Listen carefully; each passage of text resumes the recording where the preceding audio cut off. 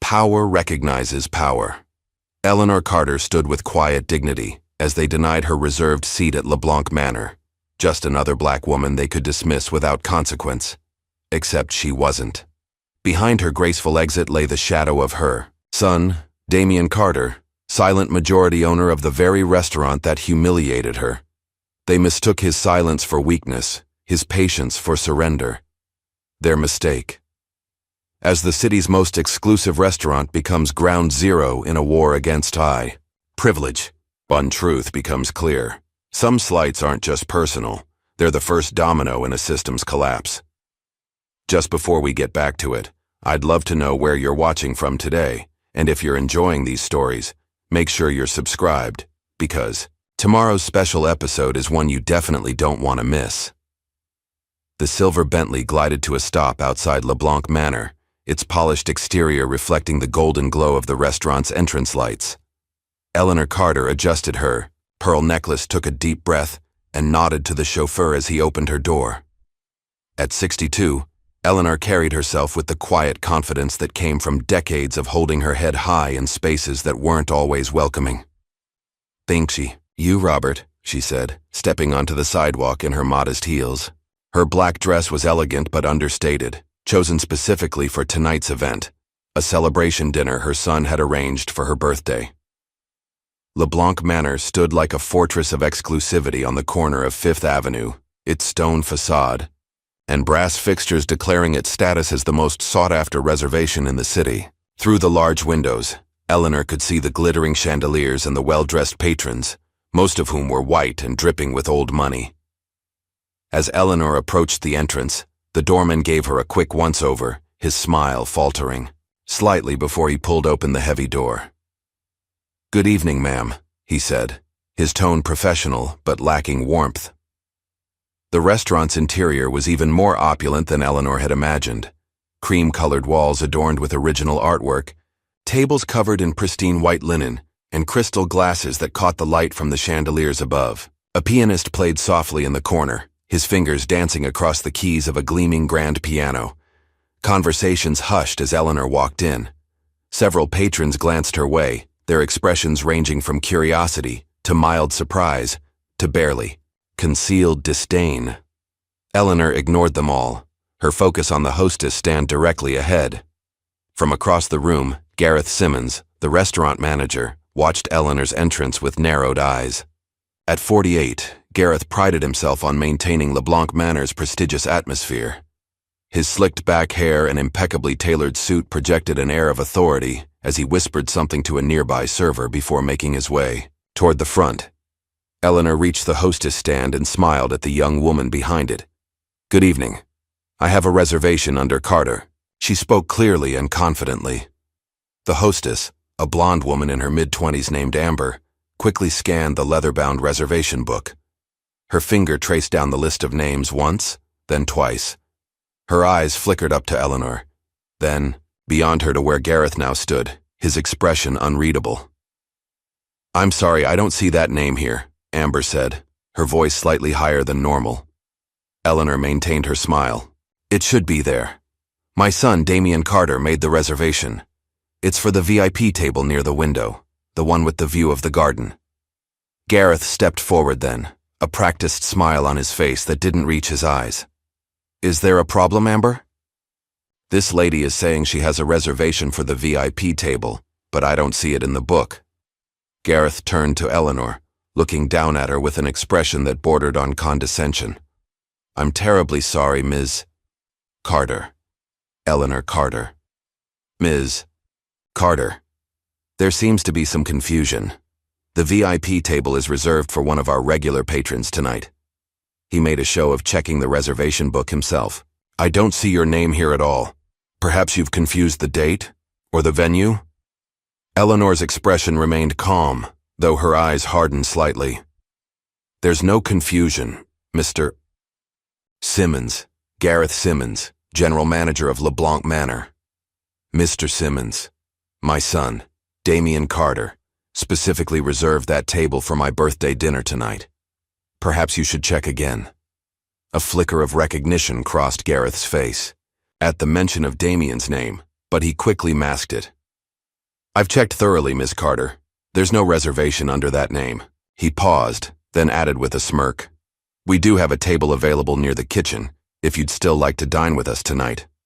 Eleanor was about to respond when the front doors opened again, and a tall, slender woman in her early 30s entered. Her blonde hair was pulled back in an elegant updo, and she wore a designer dress that probably cost more than most people's monthly rent. Several patrons immediately recognized her, and whispers of Veronica Langley rippled through the dining room. Gareth's demeanor transformed instantly. Ms. Langley, so wonderful to see you again. He practically bounded across the lobby to greet her, leaving Eleanor standing at the hostess stand. Gareth, darling, Veronica purred, air-kissing both his cheeks.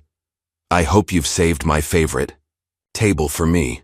Of course, of course. The VIP table is ready and waiting just as you like it. Eleanor watched this exchange, her jaw tightening almost imperceptibly. The VIP table, her table, was suddenly available for someone else. Veronica glanced briefly at Eleanor, taking in her appearance with a dismissive sweep of her eyes before turning back to Gareth. Wonderful. I've brought the Australian ambassador with me tonight. He's just parking his car. Gareth beamed. We'll prepare a place for him as well. He offered his arm to Veronica and began leading her toward the VIP table, the very one he had just claimed was unavailable. As they passed, Eleanor spoke up. Excuse me, Mr. Simmons. I believe that's the table my son reserved for me. Gareth stopped, turning to Eleanor with barely concealed annoyance. As I explained, Miss Carter, there must have been some mistake. That table has been reserved for Ms. Langley for weeks. But I just heard you say it was her favorite table, not that it was reserved. A hush fell over the nearby tables as diners sensed the brewing confrontation. Gareth's smile became strained. Perhaps you misheard. Now, if you'll excuse us. I didn't mishear anything, Eleanor said quietly but firmly. You told me the table was reserved for a regular patron. You didn't say it was already booked by Ms. Langley. You're lying, Mr. Simmons. Veronica looked affronted. Gareth, who is this woman? Before Gareth could answer, a young black waiter named Daniel Williams approached. He had been watching the exchange from nearby, his hands clenched into fists at his sides. Mr. Simmons, Daniel said, his voice low but clear, I saw the reservation book earlier today. There was definitely a booking for Carter at the VIP table. Gareth's face darkened. Return to your station, Daniel. This doesn't concern you. Daniel hesitated, his eyes meeting Eleanor's briefly before he reluctantly moved away, disappearing into the kitchen. This is ridiculous, Gareth muttered. He turned to Eleanor, dropping all pretense of politeness. Look, that table is now occupied. I've offered you an alternative. Take it or leave it. Several patrons were openly staring now. Eleanor could feel the weight of their gazes, some sympathetic, others simply entertained by the spectacle. She straightened her back, smoothed her dress, and looked directly at Gareth. I'll leave it, she said, her voice carrying just enough for the nearby tables to hear. But my son will be very interested to hear about how LeBlanc Manor treats its guests. Gareth waved a dismissive hand. Yes, yes. We're terribly sorry for the inconvenience. Eleanor turned to leave, her dignity intact despite the public humiliation. As she passed the bar, she caught sight of Daniel again, who gave her an almost imperceptible nod of respect. Outside, Eleanor took a deep breath of the cool evening air. Only then did she allow her hands to tremble slightly as she reached for her phone. She dialed a number she knew by heart. After 2 rings, a deep voice answered. Mom? What's wrong? Aren't you at the restaurant? Damien, she said, her voice steady despite everything. We need to talk about LeBlanc Manor. Damien Carter's penthouse office overlooked the city skyline, the lights of downtown creating a glittering backdrop behind his imposing desk. At 38, Damien had built an empire that spanned real estate, technology, and strategic investments. Forbes had recently named him one of the 50 most influential CEOs in America, though he rarely gave interviews or sought the spotlight. He stood at the floor-to-ceiling windows, phone pressed to his ear, his reflection showing a tall man with broad shoulders and intense dark eyes. His tailored suit couldn't hide the tension in his body as he listened to his mother's account of what had happened at LeBlanc Manor. "Give me an hour," he said finally, his voice controlled and measured. He ended the call and placed the phone carefully on his desk, taking a moment to collect his thoughts.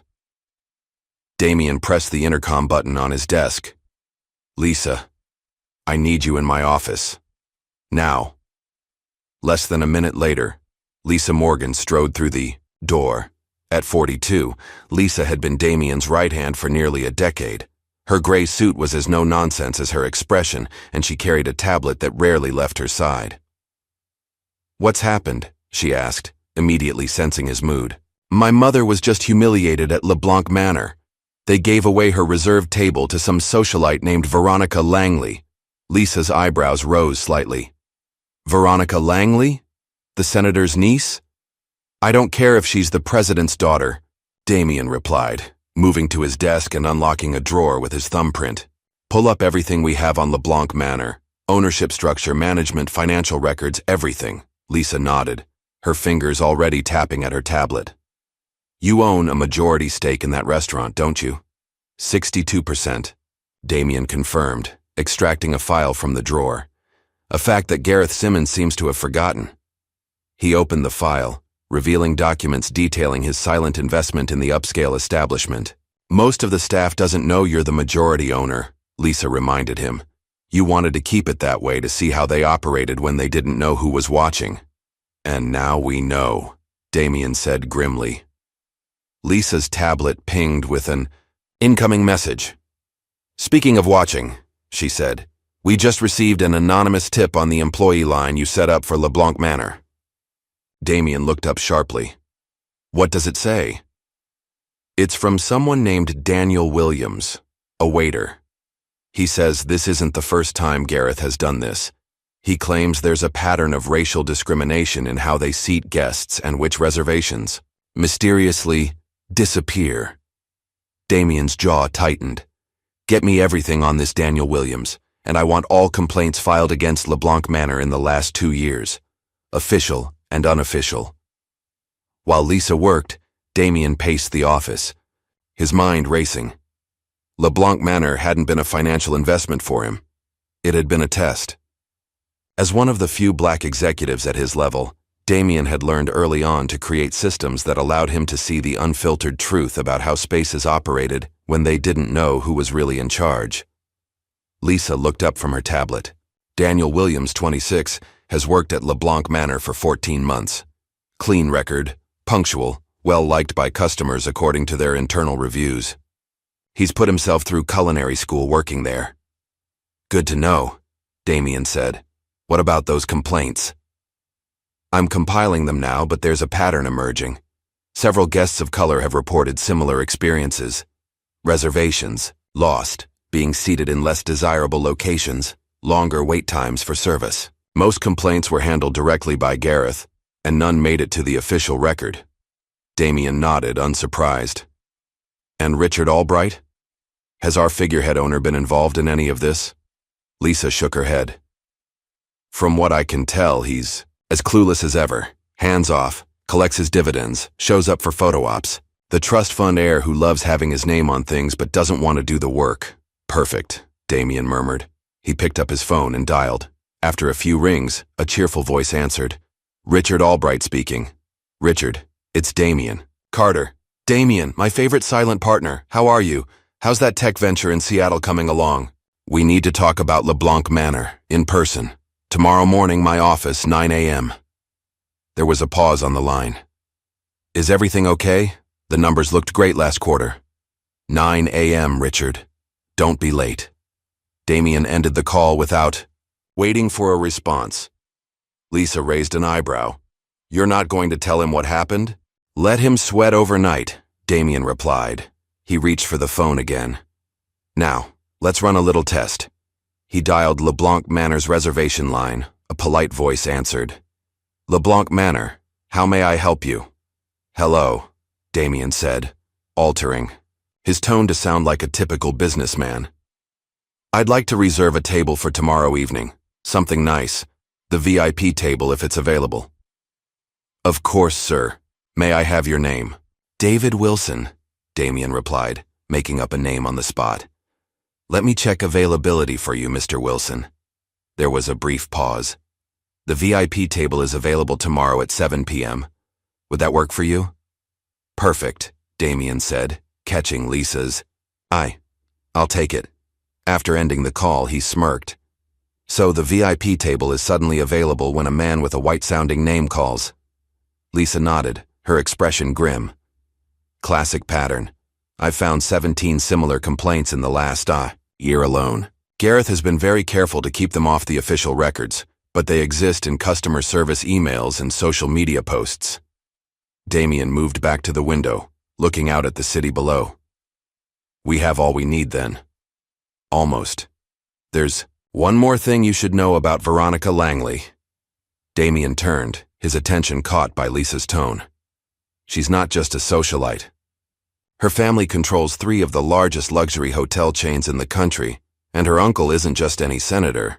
He chairs the Committee on Urban Development. If you go after LeBlanc Manor publicly, she could make things difficult for some of our projects, Damien finished. More than difficult. More than.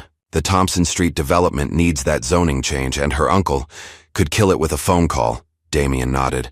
I'm aware of the risks. Lisa studied him carefully. If you go in now, they'll know you're coming. Let them bury themselves. First, Damien's phone lit up with a text from his mother. Don't do anything rash, son. I'm fine. A slight smile crossed his face as he read it. Eleanor had always known him too well, had always been his moral compass, even when his first instinct was to bulldoze obstacles in his path. We're going to watch them implode first, he said finally, pocketing his phone. I want to see exactly how deep this rot goes before I cut it out. Lisa nodded, relieved. Smart move. How do you want to proceed? First, I'm going to visit LeBlanc Manor myself, incognito. I want to see firsthand how they operate when they don't know who I am. He paused, thinking. And I want hourly reports on both Gareth Simmons and Veronica Langley.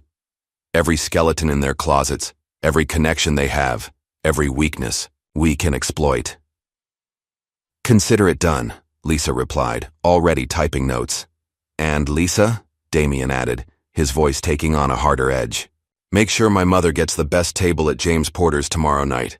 Tell them I'll be joining her, and I'll remember how they treat her. After Lisa left, Damien stood alone in his office, the city lights creating shadows across his face. He picked up a framed photograph from his desk, himself as a young boy, standing beside Eleanor outside their modest home in a neighborhood most of his current business associates would never visit. She was wearing her nurse's uniform, looking tired but proud as she rested a hand on his shoulder. Eleanor had worked double shifts for years to put him through college. She had taught him to stand tall, to work twice as hard, and to never let anyone make him feel small. She had also taught him patience and strategy, lessons he would now put to good use. Damien placed the photograph back on his desk and reached for his phone again. It was time to make another call, this one to his personal tailor. Jackson, I need something different. Not my usual style, something less expensive looking. I need to be invisible tomorrow night. As he outlined his requirements, Damien's mind was already racing ahead, mapping out the moves and counter-moves of the game that was about to begin. By the time he hung up, his plan was taking shape. The restaurant thought they held the power. They were about to learn how wrong they were. Meanwhile, across town, Daniel Williams paced his small apartment, debating whether he had made a terrible mistake by sending that anonymous tip. He had watched too many injustices slide by at LeBlanc Manor, had bitten his tongue too many times, as Gareth Simmons manipulated reservations and treated people of color with barely disguised contempt. Seeing Eleanor Carter dismissed so brazenly had been the final straw. Something about her quiet dignity in the face of such obvious discrimination had awakened something in Daniel, a conviction that silence was no longer an option. Still, he knew Gareth suspected him of sympathizing with guests who complained. Just last week, he had been passed over for a promotion to head waiter, despite having more experience than the white server who got the position. His phone buzzed with a text from his supervisor. Schedule changed. You're working tomorrow night. VIP section. Daniel stared at the message, a mixture of dread and determination settling in his stomach. The VIP section meant he would be directly under Gareth's watchful eye all night. It could be punishment, or it could be coincidence. Either way, he had crossed a line today. There was no going back now. At LeBlanc Manor, the evening continued as if nothing unusual had happened. Veronica Langley held court at the VIP table, her laughter occasionally rising above the general murmur of conversation. Gareth moved through the dining room like a conductor, ensuring everything ran smoothly for the elite clientele. Only a sharp observer would have noticed how he checked his phone more frequently than usual, or how his smile seemed slightly strained when he passed the now occupied VIP table. Only someone who knew him well would recognize the subtle signs of unease in his otherwise confident demeanor. By midnight, as the last guests departed and the staff began cleaning up, Gareth retreated to his office and poured himself a generous glass of scotch. Tomorrow would be business as usual. The Carter woman wouldn't be back, and her complaints, if she made any, would be handled like all the others, efficiently buried and forgotten. He had built LeBlanc Manor into the most exclusive restaurant in the city by understanding what the elite wanted: to be among their own kind, to feel special, to be insulated from the changing world outside. Richard Albright paid him handsomely to maintain that exclusivity, and he had never questioned Gareth's methods. One disgruntled woman wouldn't change anything. Gareth was certain of it. He couldn't have been more wrong. The next morning, Damien arrived at his office earlier than usual. Lisa was already there, armed with 2 coffee cups and a thick folder. "Everything you asked for," she said, handing him both the coffee and the folder. Gareth Simmons has been at LeBlanc Manor for 8 years. Before that, he managed 3 other high-end restaurants, never staying more than 3 years at each. "Let me guess," Damien said, opening the folder. He left each one just as complaints started to surface. "Exactly," Lisa confirmed. "He's good at covering his tracks, but the pattern is there if you know where to look. And there's more. He's been skimming from the restaurant. Small amounts, but it adds up." Damien raised an eyebrow. "Now that's interesting. Does Albright know?" "Doubtful. The accounting is deliberately convoluted. I only found it because I knew what to look for." "And Veronica Langley?" Lisa's expression tightened. "That's where things get complicated. Her family's not just wealthy, they're connected.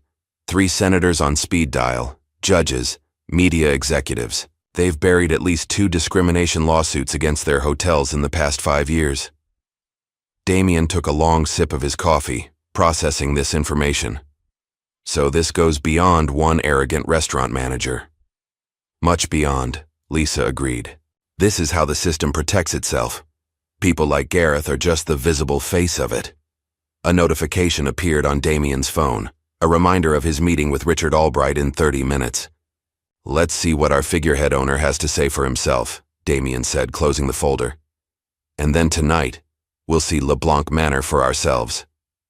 As he waited for Albright to arrive, Damien recalled his mother's words from years ago. When he faced his first major business challenge, the most powerful move is the one they don't see coming.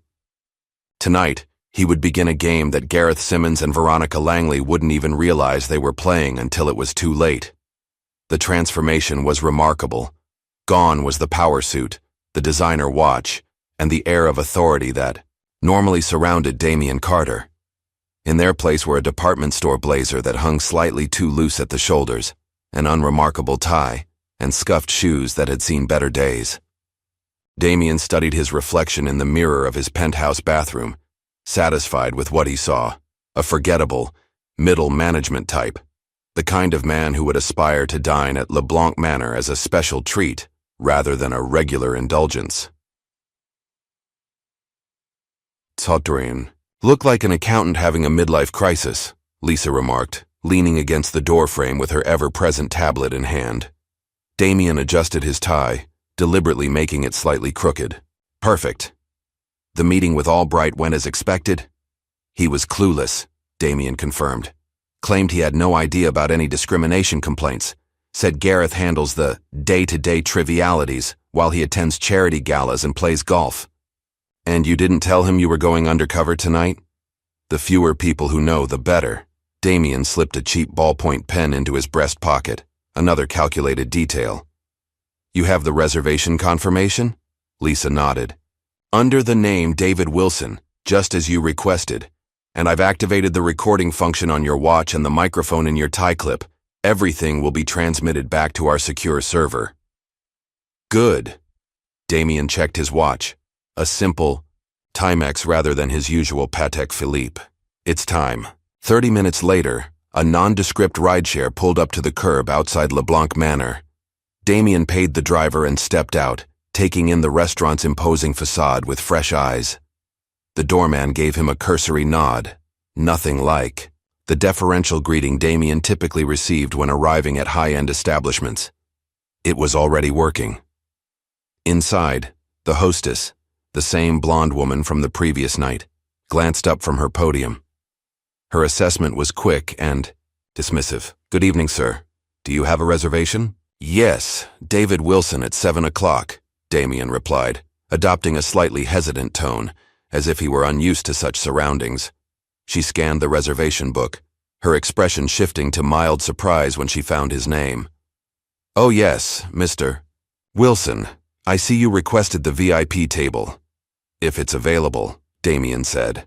The hostess exchanged a look with another staff member before turning back to Damien. I'm sorry, but that table has actually been reserved for another party this evening. But we have a lovely table near the bar that I think you'll enjoy. Damien feigned disappointment, but nodded. I understand. The bar table will be fine. As the hostess led him through the dining room, Damien observed everything with a trained eye. Near the entrance, a well-dressed white couple was being escorted to the coveted window section. Meanwhile, a black family in equally fine attire was seated in a dimly lit corner near the kitchen doors, despite the many empty tables in better locations. Damien's table at the bar was noisy and cramped, positioned directly in the path of servers rushing back and forth. He ordered a drink and settled in to watch the restaurant dynamics unfold. Within 20 minutes, Damien witnessed 3 more seating arrangements that followed the same pattern. White guests received prime tables, while people of color were relegated to less desirable spots. The preferential treatment extended to service as well. Damien noted that his water glass remained empty for 15 minutes before a harried server finally refilled it. At 7:30, Damien watched as a white man in a designer suit entered the restaurant alone. The man approached the hostess without a reservation, engaged in brief small talk, and was promptly escorted to the supposedly unavailable VIP table.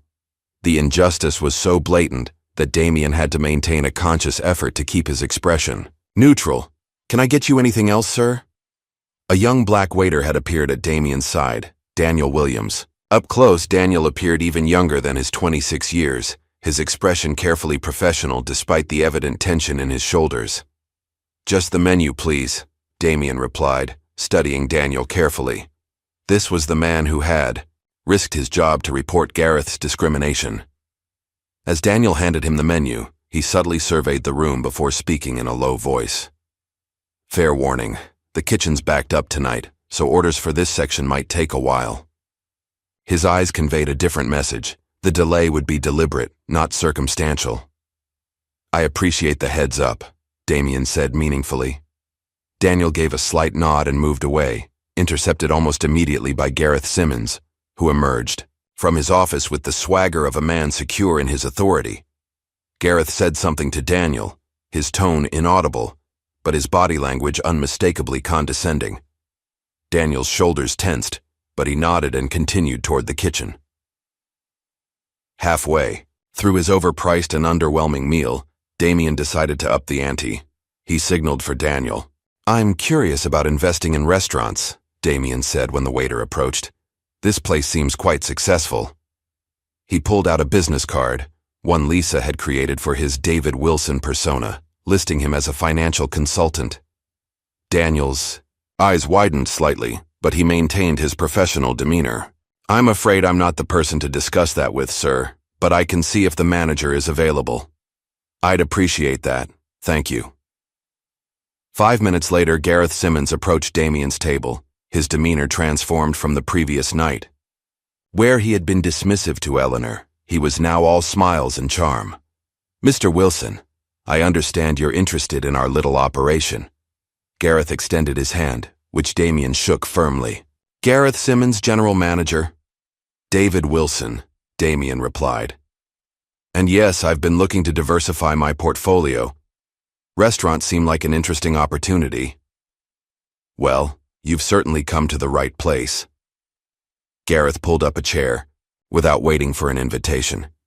LeBlanc Manor is the crown jewel of the city's dining scene. Our clientele is selective. I've noticed, Damien said carefully. How do you maintain such an exclusive atmosphere? Gareth leaned in conspiratorially. Between us, it's all about curation. We have systems in place to filter out the wrong crowd. Systems? Damien prompted. Little tricks of the trade? Selective. Reservation policies, strategic seating arrangements. Gareth smirked. Our regulars appreciate knowing they'll be dining among their own kind. Damien's smartwatch was capturing every word. Fascinating. And the owner approves of these methods? Richard Albright. Gareth laughed dismissively. He's happy as long as the profit margins stay healthy. He leaves the details to me. And they do stay healthy, I assume? Very. In fact, we've been able to increase our margins through some creative adjustments. Creative adjustments?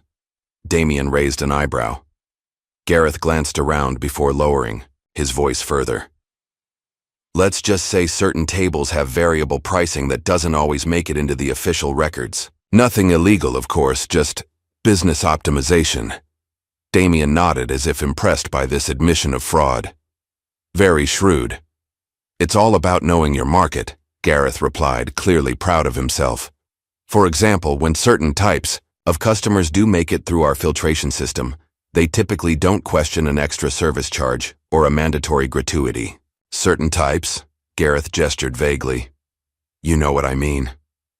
I think I do, Damien said, struggling to contain his disgust.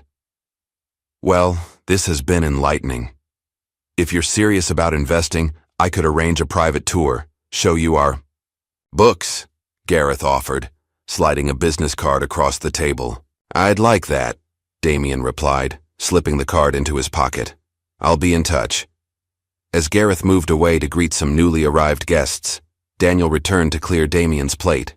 As he leaned in to take the dish, he discreetly slipped a folded napkin onto Damien's lap. Damien waited until Daniel had gone before unfolding the napkin under the table. Written in hasty pen strokes were the words, "Watch your back." Below it was a brief note. He's done this before. They always disappear. Damien carefully refolded the napkin and tucked it into his pocket. He paid his bill, noting the discretionary service charge that hadn't been mentioned by his server, and left a generous cash tip specifically for Daniel, tucked partially under his water glass, where other staff wouldn't immediately spot it. As he prepared to leave, Damien overheard a conversation from the next table. Gareth was speaking to a group of white businessmen, his voice just loud enough to carry. It's getting harder to maintain standards these days, Gareth was saying. Everyone's screaming about inclusivity and diversity. But our regular clients come here precisely because we understand what real exclusivity means. The men chuckled appreciatively, raising their glasses in a toast to standards. Damien walked out of LeBlanc Manor with his jaw clenched but his mind clear. He had seen and heard enough. The corruption ran deeper than even he had suspected, not just discrimination but likely financial fraud as well. Outside, he texted, "Lisa, you get all that?" Her response came seconds later. "Every word. It's worse than we thought." "Start putting together the report," Damien replied. "It's time for Phase 2. As his rideshare pulled away from the curb, Damien caught a glimpse of Daniel exiting through the restaurant's side door, phone pressed to his ear, his expression anxious. Damien made a mental note to ensure Daniel was protected when everything came crashing down. Because after tonight, there was no question in Damien's mind. LeBlanc Manor was going to fall, and Gareth Simmons was going down with it. Lisa Morgan's office at Carter Enterprises was a testament to her methodical nature. 3 computer monitors displayed different aspects of the LeBlanc Manor investigation: financial records, employee testimonials, and social media analytics. On the wall, a timeline of events connected by red string looked like something from a detective show. She barely looked up when Damien entered, her fingers flying across her keyboard. "I've been compiling everything we have. The recordings from last night are gold. Gareth practically confessed to financial fraud and discriminatory practices on tape." Damien loosened his tie. Back in his regular attire, the power and authority he carried was evident in every movement. "What about the financial angle? Can we prove the skimming?" "Better than that." Lisa swiveled to face him, satisfaction evident in her expression. "I cross-referenced credit card charges from minority guests against white patrons with similar orders. The discretionary charges were applied to over 80% of non-white customers, but less than 5% of white ones." "Systematic discrimination," Damien nodded. "Exactly what we need." "There's more," Lisa continued, turning back to her screens. "I found 3 former employees who are willing to testify about Gareth's seating policies. And Daniel Williams has provided copies of reservation lists showing how bookings from people with ethnic-sounding names mysteriously disappeared. Is Daniel safe? Gareth must suspect he's the leak." "He's being careful. Says Gareth has been watching him closely since your mother's incident, but he hasn't been fired yet." Lisa handed Damien a thick folder. "Here's the complete report. It's comprehensive and damning." Damien flipped through the pages, his expression hardening with each new revelation. "Good work. Now we move to the next phase." "Are you sure about this approach?" Lisa asked cautiously. "We could just fire Gareth quietly and implement new policies." "This isn't just about one racist manager," Damien replied, his voice firm. "It's about exposing the entire system. Gareth is just a symptom of a deeper disease. And Veronica Langley needs to learn that her family connections won't protect her from consequences." Lisa nodded, understanding. "The anonymous media leak is ready to go. I've packaged everything into a compelling narrative. Exclusive restaurant charges black patrons more, hides discrimination behind fake reservations. 3 major news outlets have already expressed interest based on my hints. Send it," Damien instructed. "And activate the social media campaign simultaneously." With a few keystrokes, Lisa launched the carefully orchestrated plan they had spent the past 24 hours developing. Within minutes, selected clips from Damien's recordings began circulating on social media platforms, accompanied by infographics showing the discriminatory pricing patterns. "Now we wait," Damien said, moving to the window. "It won't take long." He was right. By mid-afternoon, LeBlanc discrimination was trending. Former patrons began sharing their own experiences of discrimination at the restaurant, creating a cascade effect that soon caught mainstream media attention. Damien's phone rang. Richard Albright, the panic evident in his voice before he even spoke a word. "Damien, have you seen what's happening? The restaurant is being destroyed on social media. They're saying we discriminate, that we charge black customers more. It's a nightmare." "I'm aware of the situation, Richard," Damien replied calmly. "We need to do something. Issue a denial, hire a PR firm." "Actually," Damien interrupted, "I've called an emergency shareholder meeting for 5 o'clock today. As majority owner, I have that right." "Majority owner? What are you—" Understanding dawned in Albright's voice. "The investment group. That was you? You own LeBlanc Manor?" 62%, Damien confirmed. "And I'll see you at 5. He ended the call, turning to Lisa, who was monitoring the unfolding social media storm. "Any word from inside the restaurant?" "My source says it's chaos," Lisa replied. "Reservations are being canceled, the phone is ringing off the hook with reporters, and Gareth is in his office having a meltdown. He's already suspended Daniel, claiming he's the source of the leak." Damien's eyes narrowed. "Make sure Daniel is taken care of. Full salary protection and legal support if needed." Another notification caught Lisa's attention. "Breaking news. They've just closed the restaurant for today, citing a water main issue.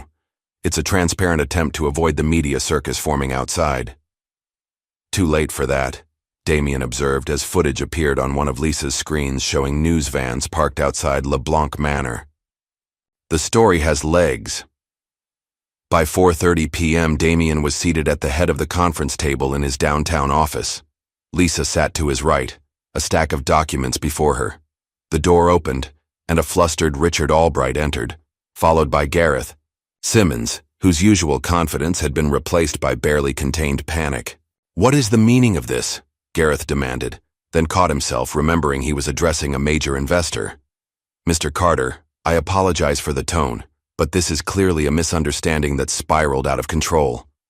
"Sit down, Mr. Simmons," Damien replied coolly. "We have much to discuss." "I don't understand what's happening," Albright complained, taking a seat.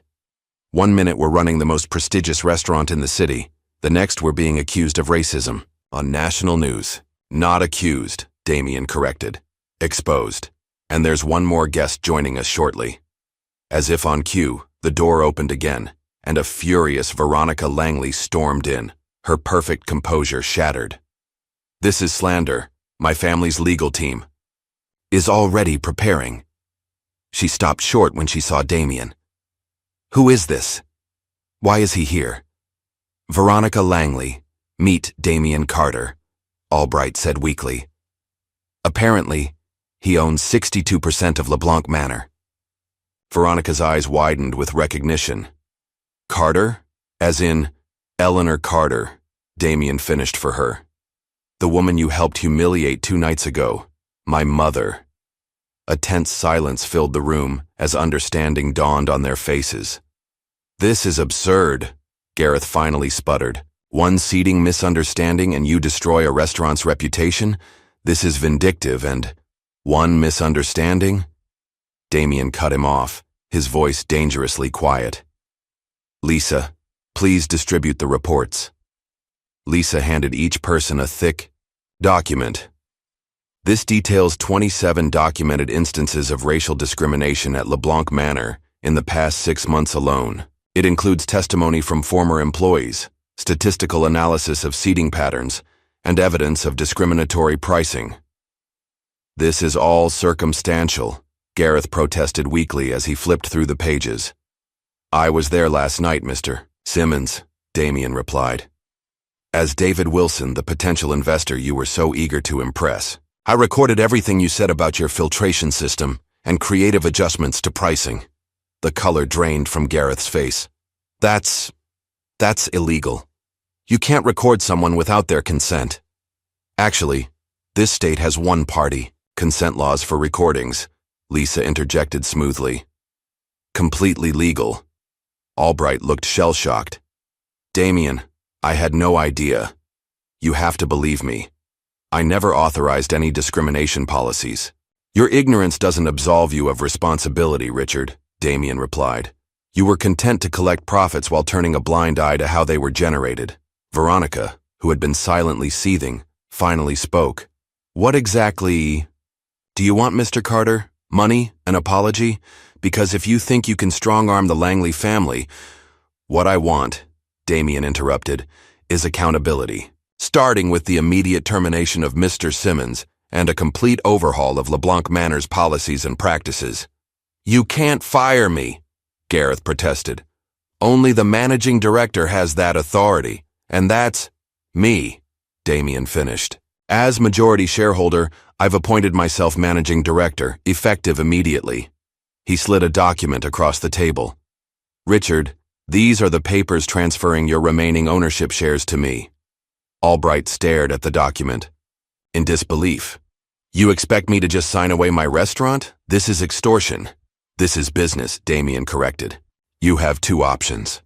Sell me your shares at the very generous price outlined in that agreement, or face the legal and public relations nightmare that's coming. The financial fraud alone could result in criminal charges." "What financial fraud?" Albright asked, his voice barely a whisper. Lisa tapped a key on her laptop, and a screen on the wall displayed a complex financial analysis. Selective overcharging of minority customers, unreported cash transactions, inventory shrinkage that somehow always resulted in profits for management. "It's all there, and the IRS would be very interested." Albright's shoulders slumped in defeat. "I really didn't know." "Sign the papers, Richard," Damien said, his tone softening slightly. Walk away with your reputation relatively intact and a fair compensation for your shares. With a shaking hand, Albright signed the transfer documents. As for you, Mr. Simmons, Damien continued, turning to Gareth, you're fired, effective immediately. Security is waiting outside to escort you from the building and collect your keys and access cards to the restaurant. Gareth stood, knocking his chair backward. You'll regret this. You have no idea who you're dealing with. Actually, I do, Damien replied calmly. A small man who abused what little power he had to hurt people who looked like him. He nodded toward the door. Goodbye, Mr. Simmons. After Gareth had been escorted out, Damien turned his attention to Veronica, who had watched the proceedings with cold calculation. Ms. Langley, while I can't fire you from your own life, I can ensure that your role in this incident doesn't go unnoticed. Veronica laughed, a harsh sound devoid of humor. Please, by tomorrow this will be old news. My family has weathered bigger scandals than a restaurant seating mishap. Damien leaned forward. Perhaps. But I wonder how your uncle the senator would feel about the 5 discrimination lawsuits your family hotels have quietly settled in the past 3 years, or the labor violations at your Miami property. All these details are in the second part of our media package, ready to be released. For the first time, uncertainty flickered across Veronica's face. You're bluffing. Would you like to find out? Damien reached for his phone. One call, and the second wave of stories goes live. A tense silence stretched between them before Veronica spoke again. What do you want from me? Nothing, Damien replied, surprising her. I simply want you to understand something. The world is changing, Ms. Langley. The old ways of doing business, of treating people, are ending. You can evolve, or you can become irrelevant. Your choice. Veronica stood, gathering her designer purse with forced composure. You have no idea what you've started, Mr. Carter. On the contrary, Damien replied. I know exactly what I'm doing. This isn't just about one restaurant or one incident. This is about changing the system. After Veronica had departed, her threats hanging in the air, Lisa turned to Damien. She won't let this go. The Langleys are vindictive, and they have connections we can't match. Let her come, Damien said, his resolve unwavering. We've only just begun. Lisa's phone buzzed with an incoming message. The news about Gareth's firing has already leaked. Social media is exploding again. She showed Damien her screen, where Dr. Justice for Eleanor was now trending alongside Dr. LeBlanc discrimination. And Daniel? Damien asked. He's worried. Says some of Gareth's loyal staff are blaming him for the scandal. Damien nodded thoughtfully. Offer him a position as consultant for the restaurant's reorganization. His insider knowledge will be valuable, and it gets him away from potential retaliation. Already drafted the offer letter, Lisa replied with a slight smile. And I've scheduled a press conference for tomorrow morning, where you'll announce the complete overhaul of LeBlanc Manor's management and policies. Perfect, Damien said, standing to look out at the city skyline. And make dinner reservations. For my mother and me at LeBlanc Manor for tomorrow night. The VIP table. Lisa raised an eyebrow. You want to dine there during all this chaos? I want to send a message, Damien replied, that things are already changing. After Lisa left to execute his instructions, Damien remained at the window, watching. The sun set over the city. His phone vibrated with an incoming call from Eleanor. I saw the news, she said when he answered. The entire staff fired? Damien, that wasn't necessary. Not the entire staff, Damien corrected. Just the management team that enabled the discrimination. The servers, kitchen staff, and support personnel will keep their jobs under new leadership. Eleanor was quiet for a moment. This is bigger than just what happened to me, isn't it? It always was, Damien confirmed. What happened to you was the catalyst, but this is about changing how these exclusive spaces operate, making them truly inclusive without sacrificing quality or experience. Be careful, son, Eleanor warned. People like Veronica Langley don't take defeat gracefully. I know, Damien replied. That's why this isn't over. In fact, it's just beginning. After ending the call, Damien pulled up the preliminary designs for the rebranded LeBlanc Manor on his tablet. The exclusive restaurant would soon become something different, a place that maintained its excellence while welcoming all who could afford its admittedly high prices, regardless of their appearance or background. It was a small victory in a much larger war, but it was a start. Damien knew that Veronica's parting threat wasn't empty. The Langleys and others like them wouldn't relinquish their power and privilege without a fight. They would come for him, his businesses, his reputation. Let them come, he thought. He had truth on his side, and the tide of history was turning. What had begun as an act of disrespect toward his mother had uncovered a system of discrimination that had persisted for too long in the shadows. As night fell over the city, Damien Carter prepared for the battles ahead. This was just the opening, move in a much larger game, one that would shake the foundations of power in the city and beyond. Meanwhile, across town, Veronica Langley was already making calls, activating a network of powerful allies who understood what was really at stake. This wasn't just about one restaurant or one humiliating incident. It was about preserving a system that had served them well for generations. The war had begun, and neither side was prepared to surrender. The morning sun streamed through the floor-to-ceiling windows of Damien's private conference room, casting long shadows across the polished oak table. The atmosphere was tense as Damien studied the three people seated opposite him. Richard Albright fidgeted with his tie, his usual bluster deflated by recent events. Gareth Simmons maintained a veneer of confidence, though the slight tremor in his hand as he reached for his water betrayed his anxiety. And then there was Veronica Langley, immaculately dressed in a cream designer suit, her posture perfect, her expression revealing nothing except a slight curl of disdain at the corner of her mouth. "Thank you all for coming," Damien said, his voice measured and calm. Lisa sat beside him, tablet at the ready, observing everyone with sharp eyes. "As if we had a choice," Veronica replied coolly, checking her manicure. "Let's not pretend this is a cordial business meeting, Mr. Carter." Damien offered a thin smile. "Fair enough, Ms. Langley. Then let's get to the point." He opened a folder before him. "LeBlanc Manor is now under my complete ownership. The management team has been dismissed, and will be implementing comprehensive anti-discrimination policies effective immediately." Gareth leaned forward, his rehearsed contrition painfully obvious. "Mr. Carter, I want to apologize personally for any misunderstanding regarding your mother's reservation. It was a regrettable mistake in our booking system. Nothing more." "A booking system that somehow consistently affected patrons of color?" Damien asked mildly. "That's simply not true," Gareth protested. "We pride ourselves on welcoming all guests who meet our standards of—" "Please," Damien interrupted, "spare me the performance. I was there, Mr. Simmons. I heard you explain your filtration system quite clearly." Albright, who had been sweating profusely throughout the exchange, finally spoke up. "Damien, please, we can fix this.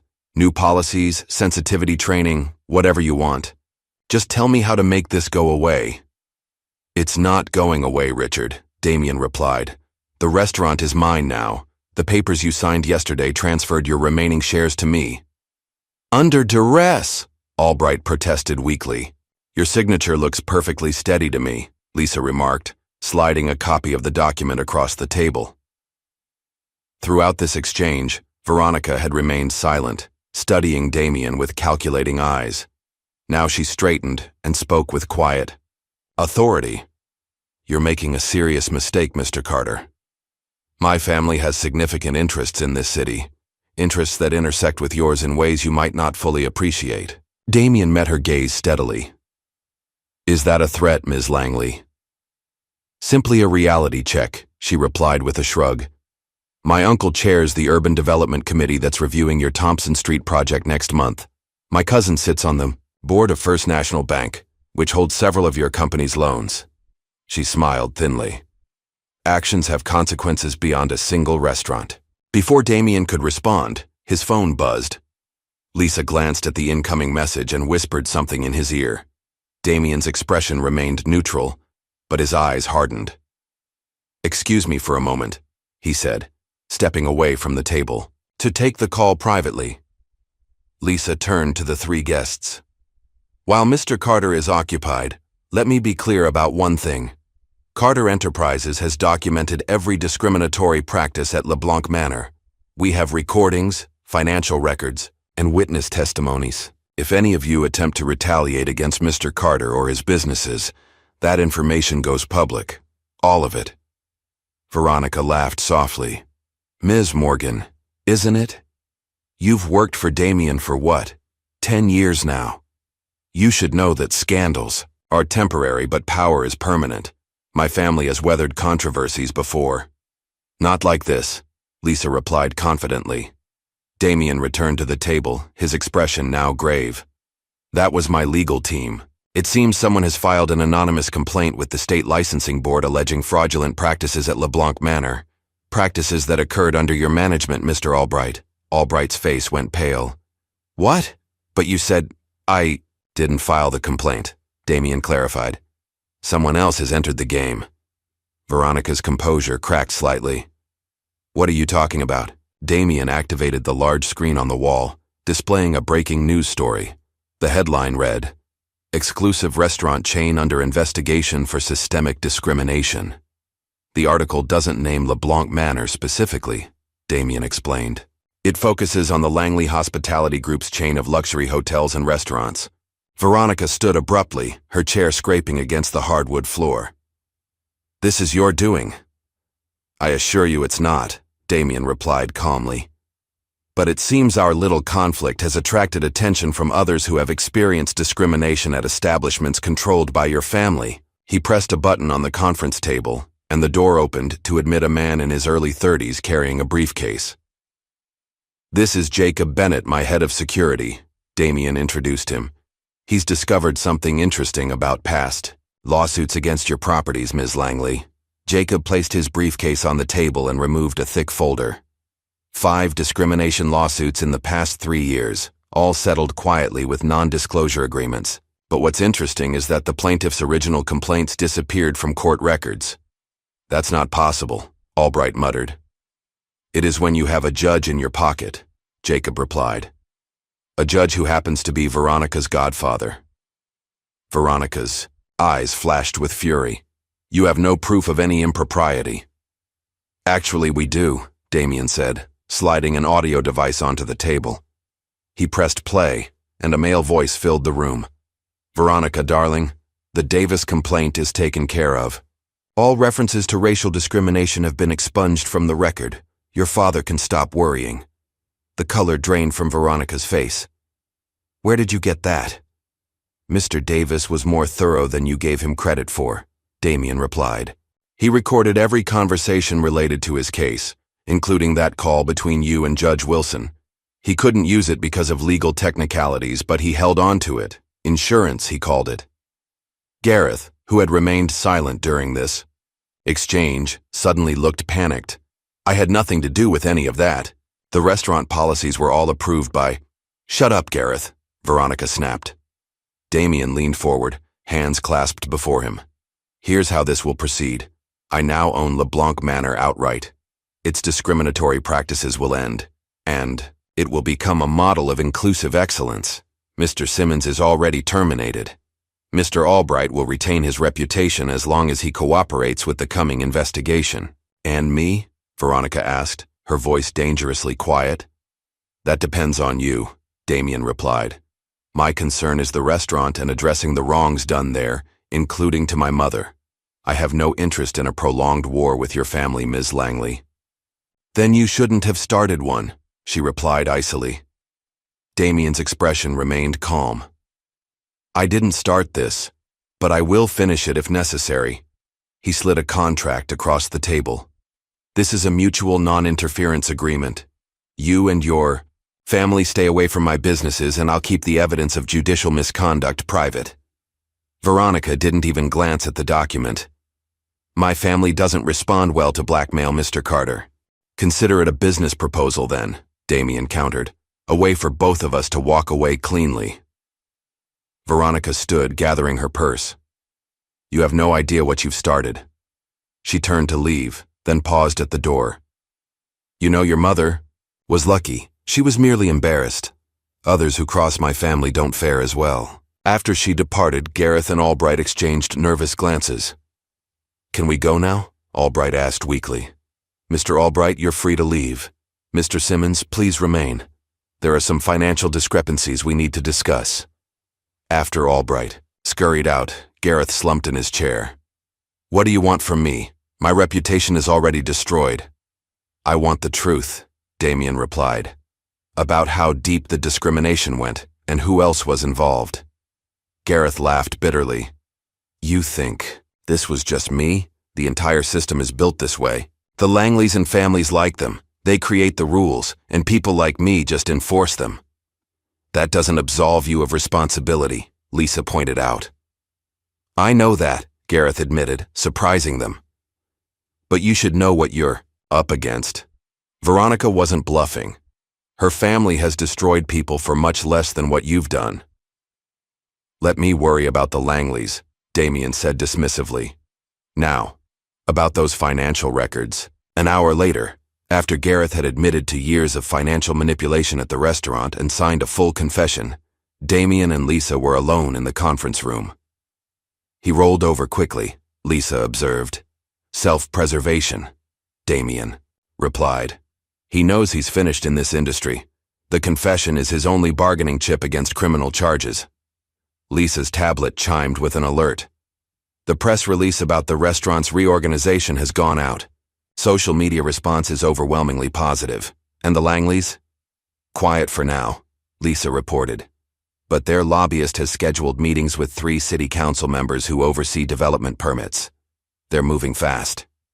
Damien nodded, unsurprised. So are we. Is the press conference set for tomorrow? Yes, and Eleanor has confirmed she'll attend. Daniel Williams has accepted our consulting offer as well. Good, Damien said, standing to look out at the city. Phase 1 complete.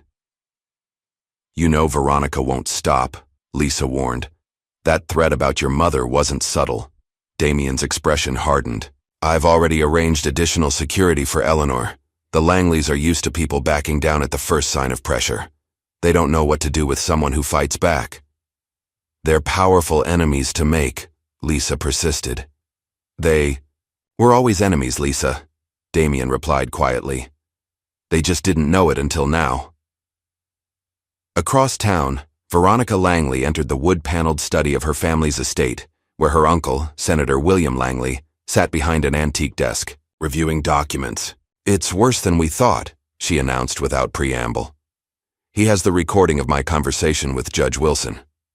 The senator removed his reading glasses, his expression grave. How? Davis must have given it to him. Doesn't matter now, the damage is done. What does he want? The senator asked, his voice measured. He claims he just wants the restaurant and to end the discrimination there. Offered me a non-interference agreement. Senator Langley scoffed. People like Carter don't stop with one victory. He's testing his power, seeing how far he can push. I warned him, Veronica said, pacing the study. Made it clear we could hurt his business interests. And? He didn't blink. Either he's overconfident or he's prepared for a fight. The senator was quiet for a moment, then pressed a button on his desk phone. Janet, get me Thomas Reynolds at the Chronicle, and schedule calls with our friends at First. National and the Zoning Board. He turned back to Veronica. Carter needs to learn that some lessons come with a higher price than others. Damien's alarm chimed at 5:30 a.m. as usual, but he was already awake, reviewing overnight news alerts on his tablet. The press conference announcing the transformation of LeBlanc Manor was scheduled for 10 a.m., and everything was in place. He scrolled through his emails, noting with satisfaction the positive responses from community leaders and business associates. His phone rang, Lisa calling at an unusually early hour. Turn on Channel 9, she said without preamble. Damien grabbed the remote and switched on the television. A somber news anchor was speaking. Exclusive report questioning the business practices of Damien Carter, CEO of Carter Enterprises. Sources allege that Carter used intimidation tactics to force the sale of LeBlanc Manor, raising concerns about predatory acquisition methods. That didn't take long, Damien remarked, his voice calm despite the slanderous report. The Langleys must own someone at Channel 9. It gets worse, Lisa replied. Check your email. The Thompson Street zoning request has been flagged for additional review, a process that could take months. Damien absorbed this news silently. The Thompson Street development was a major project, affordable housing in an area that desperately needed it. Delaying it would cost millions and could jeopardize the entire initiative.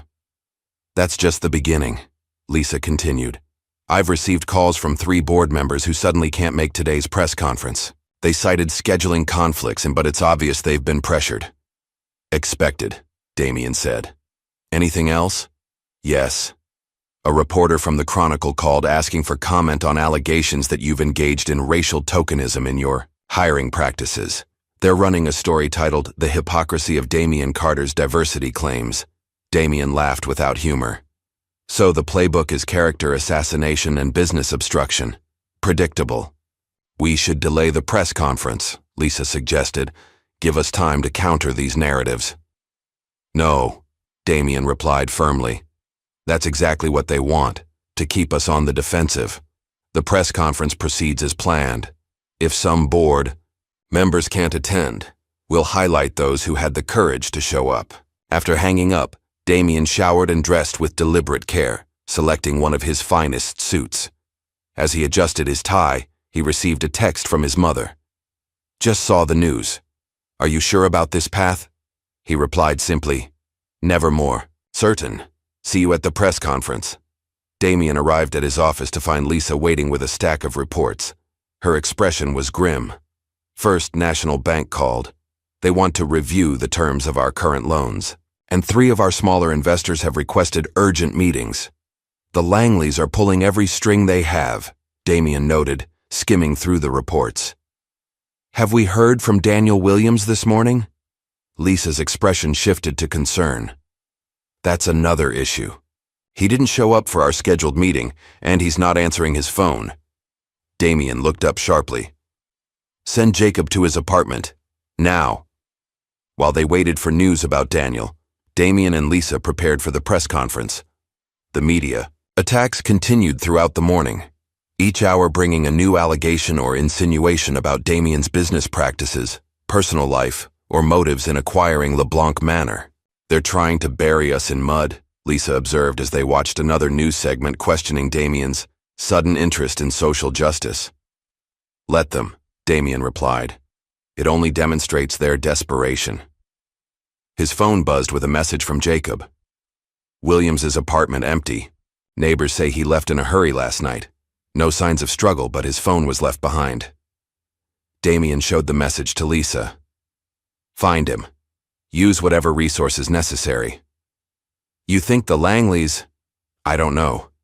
Damien interrupted.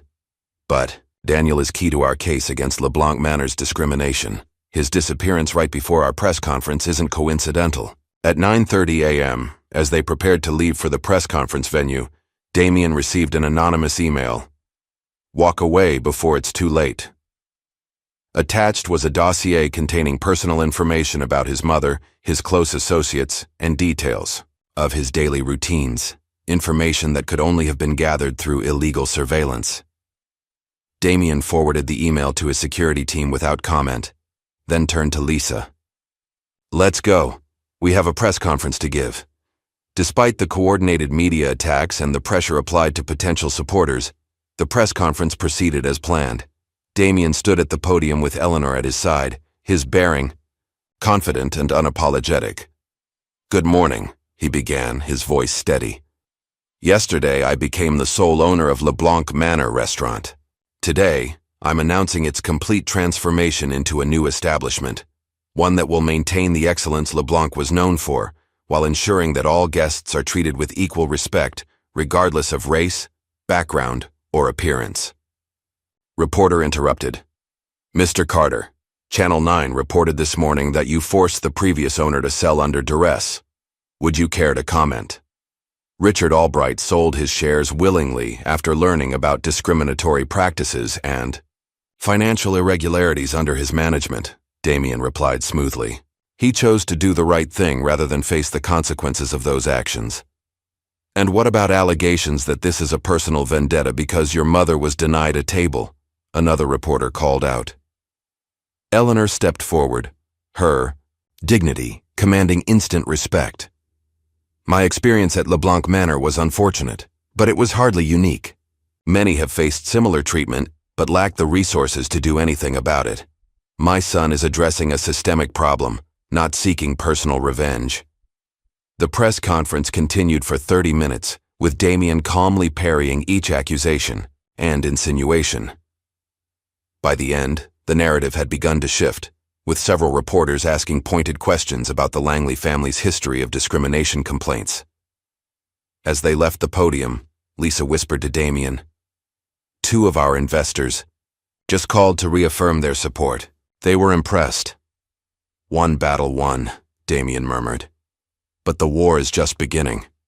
That afternoon, while meeting with his legal team about the Thompson Street zoning delay, Damien received an urgent call from his CFO. "We have a problem," the CFO reported. "The Westside development deal collapsed. Our partner, Brighton Properties, pulled out without explanation." Damien absorbed the news silently. The Westside project had been years in the making, a major commercial development that promised substantial returns. "How much do we lose?" he asked finally. "At least $12 million in sunk costs.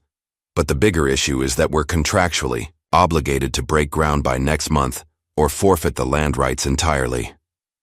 After ending the call, Damien stared out at the city skyline. In less than 24 hours, the Langleys had managed to delay one major project and potentially kill another. Their reach was impressive, their methods ruthless. Lisa entered his office, her expression troubled. "Still no sign of Daniel Williams, but we found this slipped under our office door." She handed him a plain envelope. Inside was a typed note. "Not everyone can afford principals. Some of us have families to protect." Below the message was an address in a neighboring city. "He ran," Damien concluded. "The Langleys must have threatened him or his family." "We can't blame him," Lisa said quietly. "He's not equipped for this kind of fight." "No, he isn't," Damien agreed. "Few people are. That's how they maintain their power, through fear and isolation." The day continued with more strategic attacks on Damien's business interests. A routine environmental review of another project suddenly turned critical. A key permit was mysteriously delayed. Two more investors requested meetings to discuss their concerns. By evening, it was clear that the Langleys were executing a coordinated campaign to isolate and undermine Damien on multiple fronts. Their message was clear: back down or be destroyed.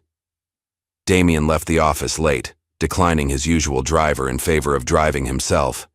As he navigated through evening traffic, his phone rang through the car's speaker system. It was Jacob. "Sir, we've identified the source of the surveillance on you and your mother. A private security firm called Blackstone Group. They have ties to several influential families, including the Langleys." "Keep digging," Damien instructed. "I want to know exactly who authorized it and how long it's been going on." As he ended the call and accelerated onto the highway, Damien pressed the brake pedal to adjust his speed for an upcoming curve, but nothing happened. He pressed harder, then pumped the pedal repeatedly. Nothing. The car continued to accelerate. Damien remained remarkably calm as he processed what was happening. The brake lines had been cut or disabled, a clear attempt on his life disguised as an accident. He downshifted rapidly, using the engine to slow the vehicle, and carefully navigated onto the shoulder, using the guardrail to gradually reduce his speed until the car finally came to a stop. His heart pounding, Damien called Jacob. "Someone tampered with my car. The brakes failed completely." "Where are you?" Jacob demanded, his voice tense with concern. "Highway 16 eastbound, about 5 miles past the Riverdale exit." "And Jacob? This wasn't a warning.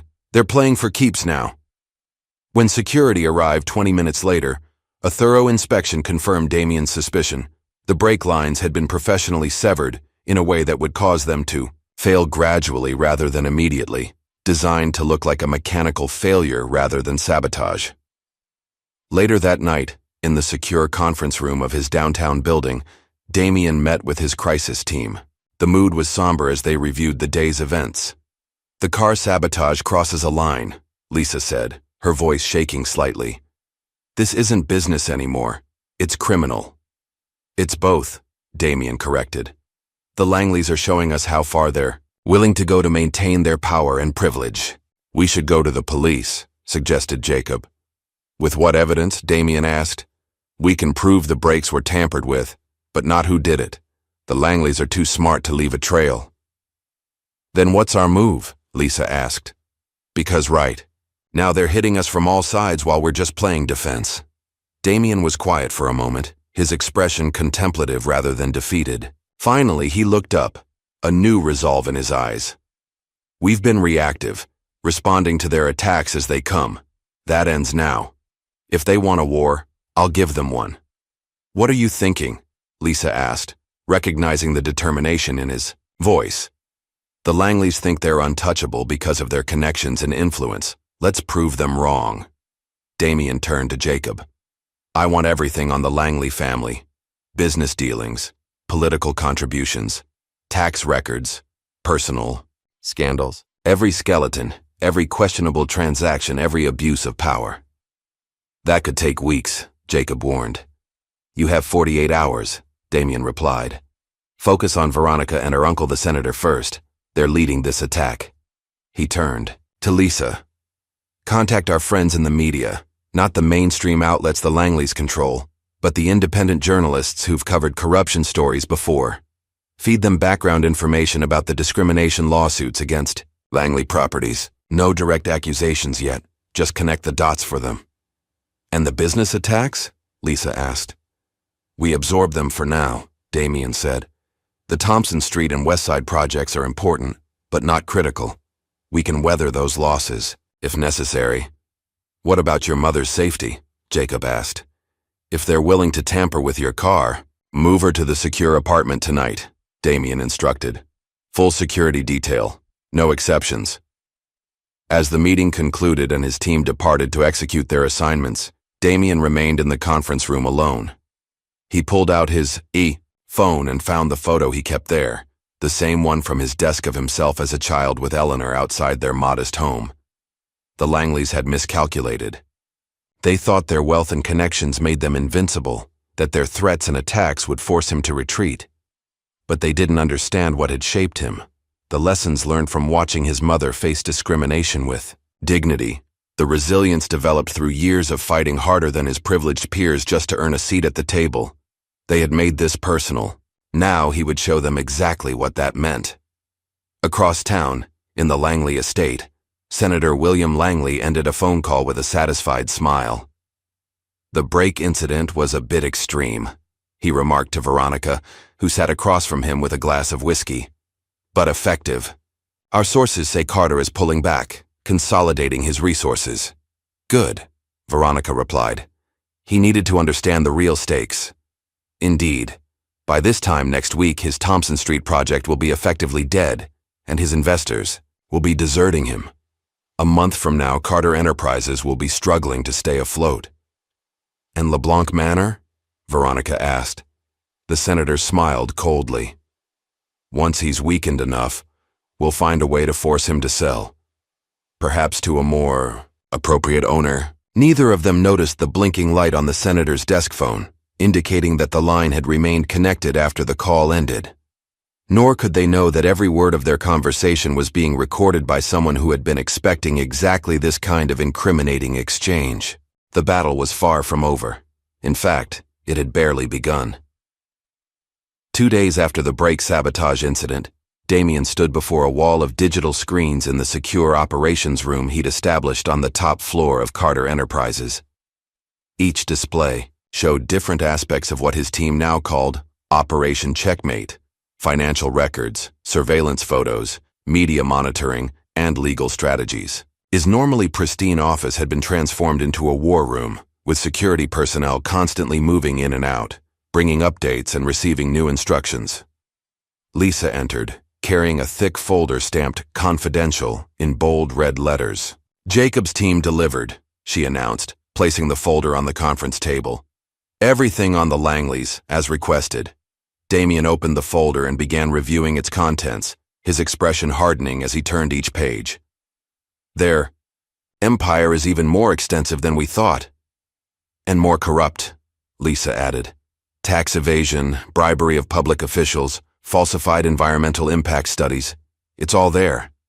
The Langley Hospitality Group has systematically violated labor, laws and discrimination protections at nearly every property they own. What about Senator Langley specifically? Lisa pulled out a separate document. That's where it gets really interesting. He's been using his position on the Urban Development Committee to steer government contracts toward companies owned by Shell. Corporations that ultimately trace back to his family trust. It's sophisticated money laundering disguised as legitimate business. Damien nodded thoughtfully. And the recording from his office phone? Crystal clear, Lisa confirmed. His admission about the brake tampering is explicit enough to trigger a criminal investigation. Good. Damien stood and walked to the window, looking out at the city skyline. It's time for the next phase. Schedule the press conference for tomorrow morning. Lisa looked surprised. So soon? We haven't fully countered their business attacks yet. We're not going to, Damien replied. At least, not directly. The Langleys are expecting a conventional response. Legal countermeasures, PR defense, maybe some retaliatory business moves. We're going to hit them where they aren't looking. The full audit announcement, Lisa realized. Exactly. Damien turned from the window.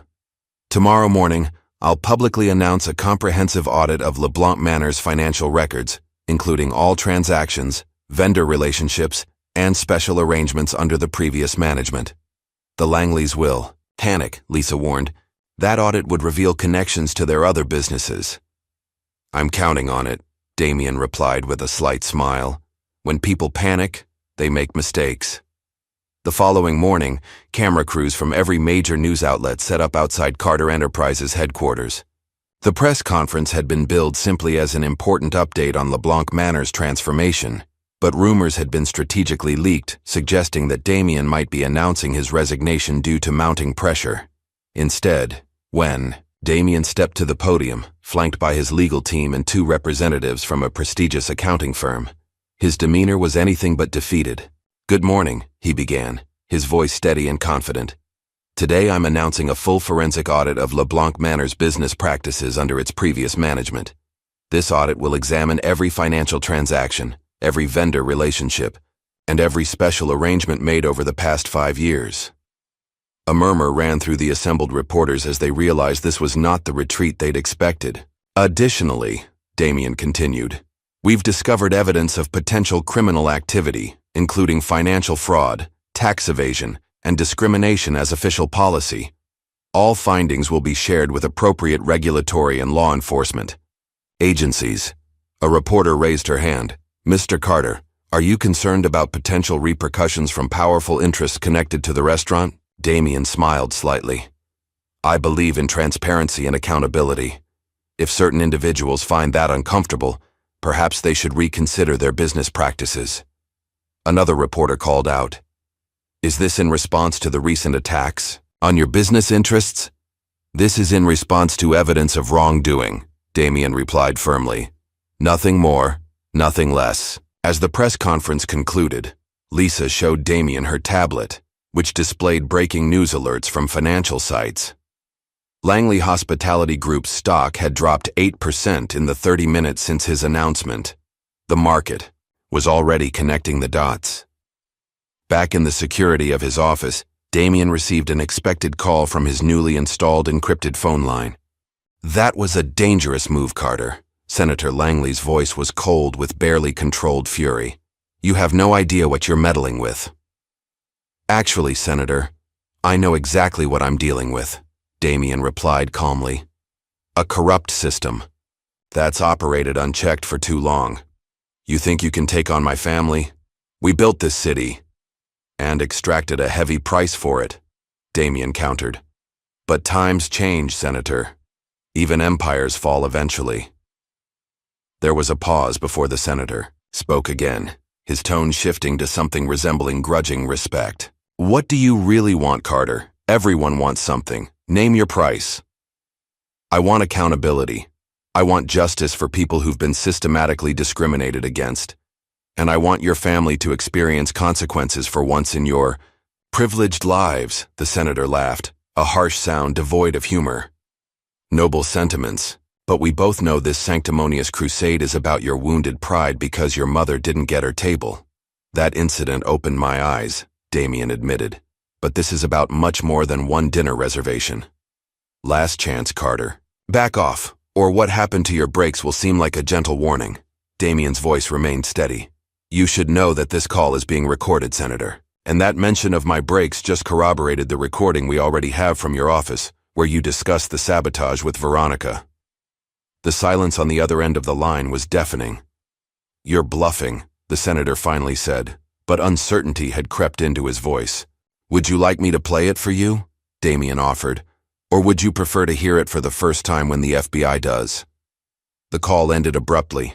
Damien placed the phone down and turned to Lisa, who had been monitoring the conversation. He took the bait, she confirmed. His people will be scrambling now trying to contain the damage. And that's when they'll make their biggest mistake, Damien predicted. Have Jacob's team ready. The moment anyone attempts to access or alter records, at any Langley property, I want to know about it. The next 48 hours unfolded exactly as Damien had anticipated. The Langley organization mobilized to hide evidence of their connections to LeBlanc Manor and other potentially compromising business relationships. Security cameras that Jacob's team had covertly installed captured Veronica herself entering the restaurant's office late at night, removing files and attempting to access the computer system. Meanwhile, Lisa had identified a critical vulnerability in the Langley empire, Veronica's personal real estate company, which operated separately from the family's main hospitality business. Initial investigation suggested that it served as a vehicle for laundering money from the senator's questionable activities. It's their weak point, Lisa explained, showing Damien the complex financial flowcharts her team had assembled. The real estate company handles transactions that are technically legal but ethically dubious. If we pull on this thread, their entire financial structure could unravel. Damien studied the documents carefully.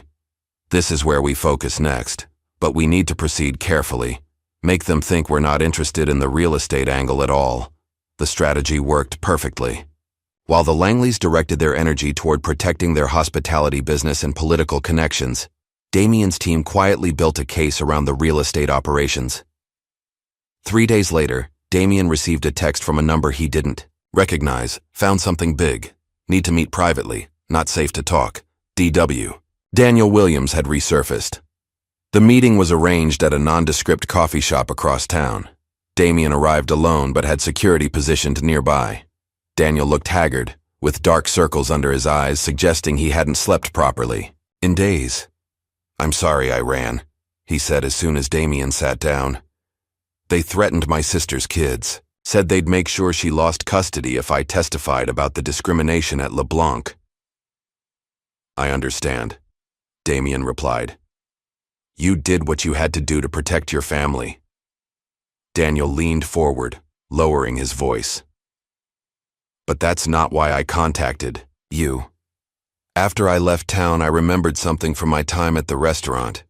Twice a month, Veronica Langley would have private meetings in the VIP room after hours.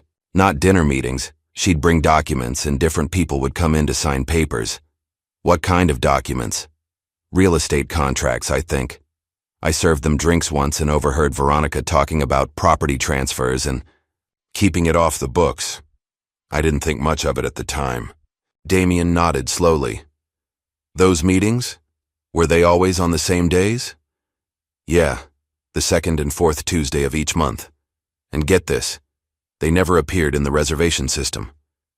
Gareth handled them personally. This was the final piece. Damien needed confirmation that Veronica had been using LeBlanc Manor as an unofficial office for her questionable real estate dealings, keeping the transactions away from official scrutiny. Daniel, would you be willing to make an official statement about what you saw? The young man hesitated, then nodded. My sister moved her kids to stay with our aunt in another state. They're safe now, and I'm tired of being afraid. With Daniel's testimony securing the connection between Veronica's real estate operations and LeBlanc Manor, Damien executed the next phase of his plan. Rather than exposing everything at once, he arranged a private meeting with Veronica under the pretense of negotiating a truce. The meeting took place in a neutral location, a conference room at a downtown law firm. Veronica arrived flanked by 2 attorneys, her composure perfect despite the pressure she must have been feeling. I appreciate you agreeing to meet, Damien began politely. Let's skip the pleasantries, Veronica replied coldly. What are you offering? Damien slid a document across the table. A compromise. I'll halt the public audit of LeBlanc Manor's finances and limit the scope to operational practices only. Nothing that would expose the restaurant's broader connections. Veronica's eyes narrowed with suspicion. And in exchange? Your family stops interfering with my business interests. The Thompson Street development proceeds without further reviews, and the media attacks cease. That's all? Veronica asked incredulously. After everything that's happened? I'm a businessman, Ms. Langley. Prolonged conflicts benefit no one. I've made my point about discrimination at LeBlanc Manor. Now I'm ready to move forward. Veronica studied him carefully, clearly searching for the trap. Finding none obvious, she allowed herself a small, triumphant smile. I'll need to discuss this with my uncle, of course. Of course, Damien agreed smoothly. I'll expect your answer by tomorrow. As anticipated, Veronica and Senator Langley interpreted Damien's offer as a sign of weakness, a retreat disguised as a compromise. They accepted the terms with thinly veiled satisfaction, believing they had successfully intimidated him into backing down. What they didn't realize was that Damien had never intended to expose LeBlanc Manor's connections to their empire through the restaurant audit. That had been a diversion. The real attack came 24 hours after they signed the agreement, when an independent journalist published a devastating exposé on Veronica Langley's real estate company, complete with documentation of fraudulent transactions, money laundering, and connections to illegally obtained government contracts. The article included testimony from Daniel Williams about the after-hours meetings at LeBlanc Manor, financial records showing suspicious property transfers, and most damaging of all, a recording of Veronica explaining to a client how to structure a transaction to avoid regulatory scrutiny. The story exploded across all media platforms. By nightfall, the FBI had announced a formal investigation into both Veronica's company and Senator Langley's activities. 3 of the Langleys' closest political allies issued statements distancing themselves from the family, and the Langley Hospitality Group's stock plummeted to a 5-year low. In a final masterstroke, Damien released the recording of Senator Langley discussing the brake sabotage to law enforcement, along with the forensic evidence Jacob's team had collected from the damaged vehicle. By morning, an arrest warrant had been issued for the senator on charges of attempted homicide. Watching the news coverage from his office, Damien felt no triumph or satisfaction, only a grim sense that justice was finally being served. The system that had protected the Langleys and others like them for generations was being exposed for what it truly was, a corrupt network designed to maintain power and privilege at the expense of others. Lisa entered with the latest updates. Senator Langley was taken into custody an hour ago. Veronica is reportedly trying to flee the country, but her passport has been flagged. Damien nodded, turning away from the television. And the fallout for their associates? It's spreading like wildfire, Lisa confirmed. 2 judges have recused themselves from pending cases, a city councilman has announced his resignation, and 3 executives from companies with ties to the Langleys have taken temporary leaves of absence. The whole network is collapsing, Damien observed. Like dominoes, Lisa agreed. They've operated with impunity for so long that they never developed contingency plans for exposure. No one expected to be held accountable. Damien looked out at the city skyline, thinking about how many other powerful families like the Langleys still operated in the shadows, maintaining systems of exclusion and discrimination. This victory, significant as it was, represented just one battle in a much larger war. What about LeBlanc Manor? Lisa asked. The rebranding is complete, but after all this publicity, Damien turned back to her with newfound resolve. We proceed as planned. The restaurant reopens next week under its new name and new management. It will serve as a reminder that change is possible, even in the most entrenched systems. And a demonstration of what happens when someone like Eleanor Carter isn't seated at her reserved table, Lisa added with a slight smile. Exactly, Damien agreed. Some lessons come at a higher price than others. The restaurant no longer resembled the exclusive fortress it had once been. The newly renamed Eleanor's maintained the elegant aesthetic of its predecessor, but had been transformed in subtle yet significant ways. The lighting was warmer, the artwork on the walls now showcased diverse artists, and the previously rigid formal atmosphere had given way to something equally sophisticated, but far more welcoming. 1 week after Senator Langley's arrest, Damien escorted his mother through the front doors of the establishment that now bore her name. Eleanor, elegant in a deep purple dress, paused just inside the entrance, taking in the changes with visible emotion. "You didn't tell me you were naming it after me," she said softly. "I wanted it to be a surprise," Damien replied, gently squeezing her hand. It seemed fitting considering how this all began. The new manager, Alexis Patterson, a respected restaurant industry veteran with a stellar reputation for both excellence and inclusivity, approached with a warm smile. "Ms. Carter, we're honored to welcome you as our first guest. Your table is ready whenever you are." Eleanor was escorted to the VIP table, the very one she had been denied 2 months earlier. As she sat down, several staff members, including many familiar faces from the previous incarnation of the restaurant, approached to welcome her personally. Most of the service staff stayed on, Damien explained as their drinks were served. They weren't the problem, and many of them suffered under Gareth's management too. Eleanor looked around at the diverse clientele now filling the restaurant, a stark contrast to the homogeneous crowd from before. "It's not just the name that's changed. We implemented a new reservation system that prevents manipulation," Damien explained. "And the pricing is now standardized and transparent. No more discretionary charges applied selectively." Their conversation was interrupted by a familiar face approaching the table. Daniel Williams, now dressed in the attire of a restaurant manager rather than a waiter, smiled broadly. "Ms. Carter, it's wonderful to see you again," he said. "I wanted to personally thank you both. Without what happened that night, none of this would have changed." Eleanor reached out and squeezed his hand. "You took a tremendous risk coming forward. How are your sister and her children doing?" "They're back home now and doing well," Daniel replied. "Alexis offered me the assistant manager position.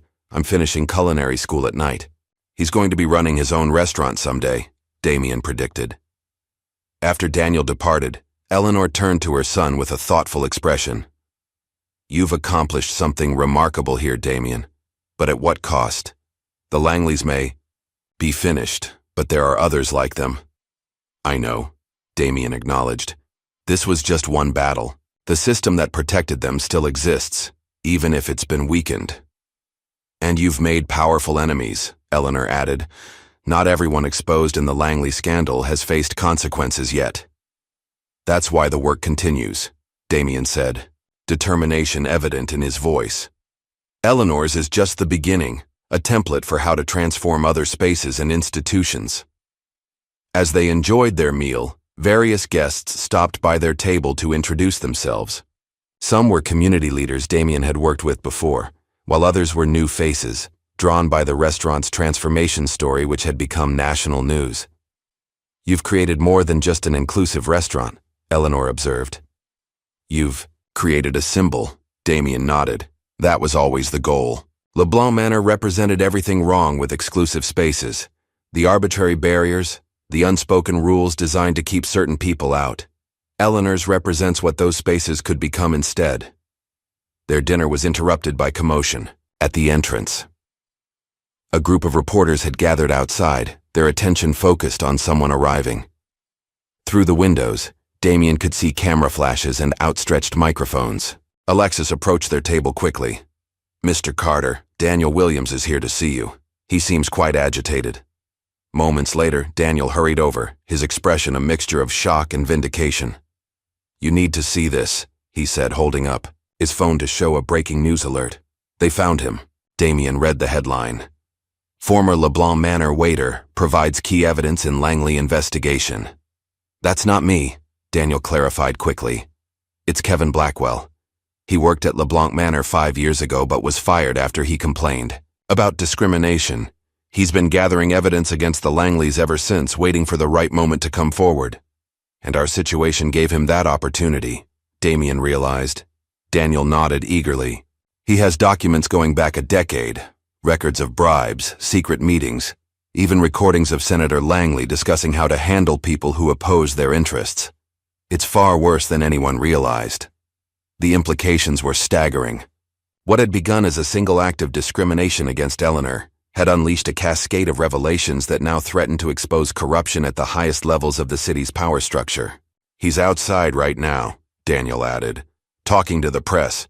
He's asking to speak with you." Damien exchanged a look with his mother, who nodded encouragingly. "Bring him in," Damien instructed. Through the kitchen entrance to avoid the media. Circus. 10 minutes later, Kevin Blackwell was seated at their table. A serious man in his early 40s with the careful demeanor of someone who had carried a heavy secret for too long. "I've been following what you've done, Mr. Carter," he began without preamble. "You accomplished in 2 months what I couldn't manage in 5 years, cracking the Langley family's facade." "You had the evidence all along?" Eleanor asked. Kevin nodded grimly. "After they fired me, I became obsessed with exposing them. I got a job at a company that provided accounting services to several Langley properties, started collecting documents, recordings, anything I could find. But no one would. Listen, the Langleys had too much influence over the media, the police, everyone who could help. Until now," Damien observed. "Until you broke their power enough for people to start questioning," Kevin confirmed. "The material I've provided to federal investigators goes well beyond what's already public. The corruption extends to judges, police officials, regulatory agencies. It's systemic." The conversation continued as Kevin outlined the extent of what he had uncovered. By the time dessert arrived, it was clear that the Langley scandal was about to expand far beyond what anyone had anticipated. As Kevin prepared to leave, to meet with investigators who were now taking his evidence seriously, he paused and turned to Eleanor. "Ms. Carter, what happened to you at LeBlanc Manor happened to me too and to countless others. But most of us couldn't fight back. Thank you for having a son who could." After he departed, Eleanor and Damien sat in contemplative silence for a moment. "This has become much bigger than a restaurant, hasn't it?" Eleanor finally said. "It always was," Damien replied. "The restaurant was just where it became visible." As they finished their meal, Alexis approached with a message. News crews outside were requesting statements from both Damien and Eleanor about the expanding Langley investigation. "Another day," Damien told her. "Tonight is about celebrating. Eleanor's not discussing the Langleys." Later, as they stood on the restaurant's newly redesigned terrace overlooking the city lights, Eleanor turned to her son. "You didn't just fight for me, you know. You fought for everyone who's ever been told they don't belong." Damien nodded, thinking about Daniel, Kevin, and countless others who had faced discrimination in spaces designed to exclude them. "The work is just beginning," he said. "What we've exposed goes beyond one family or one restaurant. It's about dismantling systems that have been in place for generations, and building something better in their place," Eleanor added, gesturing to the diverse, vibrant dining room behind them. Back at his penthouse later that night, Damien reviewed the latest updates from Lisa. The fallout from Kevin Blackwell's evidence was spreading rapidly, with 3 judges already announcing unexpected retirements and a deputy mayor taking an indefinite leave of absence. As he prepared for bed, his security system alerted him to a delivery, an unmarked envelope that had been left with his building's doorman. After security had scanned it for dangers, Damien opened it to find a single sheet of paper with the message, "We're watching." He smiled slightly as he tucked the note into his desk drawer. The old guard was trying to intimidate him, not realizing that their time had passed. The systems that had protected them were crumbling, exposed to public scrutiny for perhaps the first time. The next morning, Damien stood on his penthouse balcony, looking out at the city sprawled below. In the distance, he could see Eleanor's, its new sign gleaming in the morning sunlight. What had begun as a personal affront had evolved into something transformative, not just for one restaurant, but potentially for the entire power structure of the city. His phone buzzed with a text from Eleanor. "The local news is calling you the man who brought down an empire. I prefer to think of you as the man who's building a better one. Damien smiled as he typed his response. We're just getting started. And they were. The transformation of LeBlanc Manor into Eleanor's represented more than just a name change or new management. It symbolized the possibility of change in even the most entrenched systems, the potential for spaces built on exclusion to become places of genuine welcome and equal treatment. As for the Langleys and others like them, they were learning a lesson that was long overdue. Power built on discrimination and corruption would eventually crumble when confronted with truth and justice. The war wasn't over. There would be resistance, backlash, and attempts to maintain the status quo. But a significant battle had been won, and the momentum was now on the side of change. Damien Carter looked out at his city with renewed purpose. The restaurant named for his mother would stand as a permanent reminder that no one should ever be told they don't belong, and that when such injustice occurs, sometimes the most powerful response is to change the system itself. What would you sacrifice to change a system built on exclusion? Damien Carter risked his empire, but found something far more valuable, a legacy of justice that began with one denied seat. If this story moved you, hit like and subscribe for more tales of ordinary moments that spark extraordinary change. Your next favorite story is just one click away.